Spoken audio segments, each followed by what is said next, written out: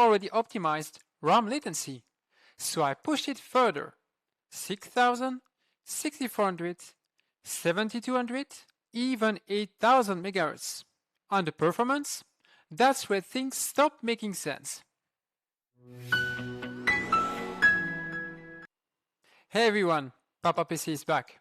In my last video about the RAM topic, we tested RAM latency from CL40 down to CL36, and the results were clear. Lower latency, better performance, especially for smoothness. But that raises the next question. If latency is optimized, how much performance is left in RAM speed? So today, same platform.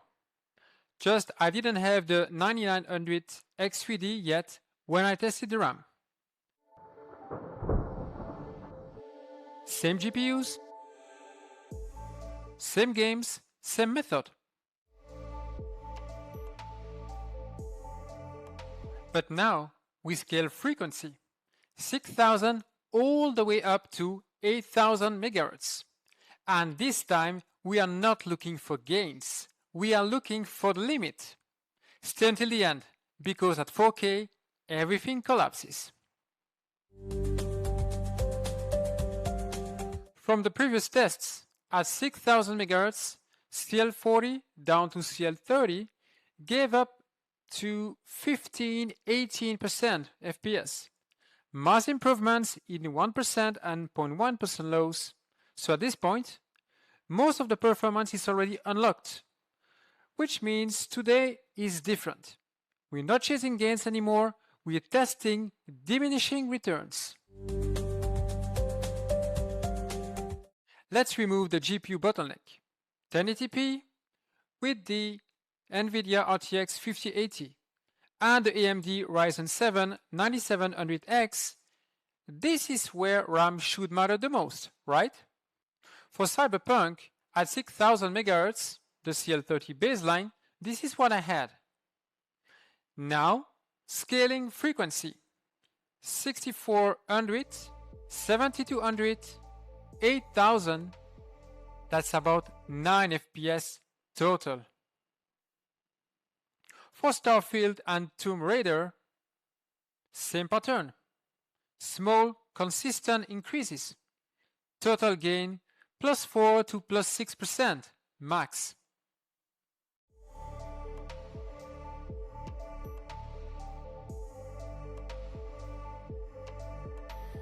And this is the best case, because now it starts shrinking.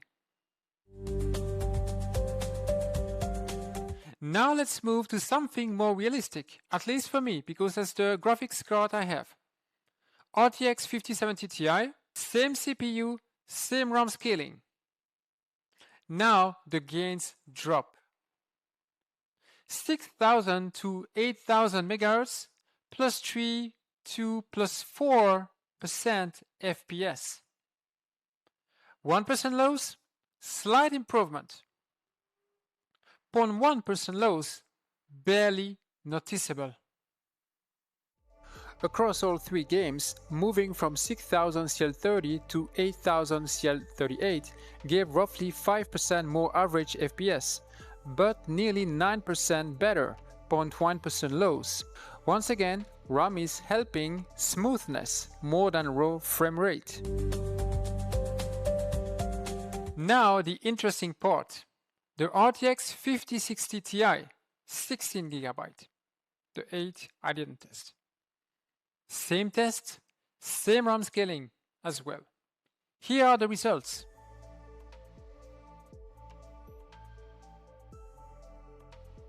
(6,000 to 8,000 MHz +1 to 2% FPS. Sometimes no difference at all. Remember, GPU bottleneck kills RAM scaling. And now, this is where everything breaks down. At 1440p, gains shrink to 2 to 3%. At 4K, 6000 to 8000 MHz, 1 to 2 FPS difference. That's it. Regarding the 1% loss, almost identical. 0.1% loss, almost identical as well. That shows that at 4K, RAM speed is irrelevant.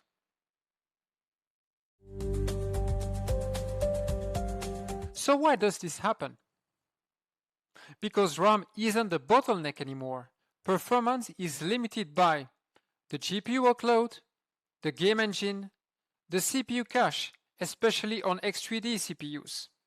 So even if RAM gets 30% faster, the system doesn't.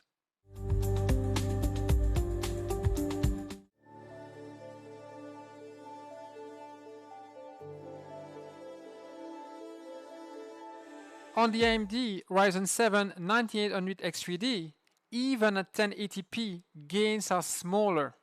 Why? Because of the cache. Less dependency on RAM, less scaling from frequency. That's it.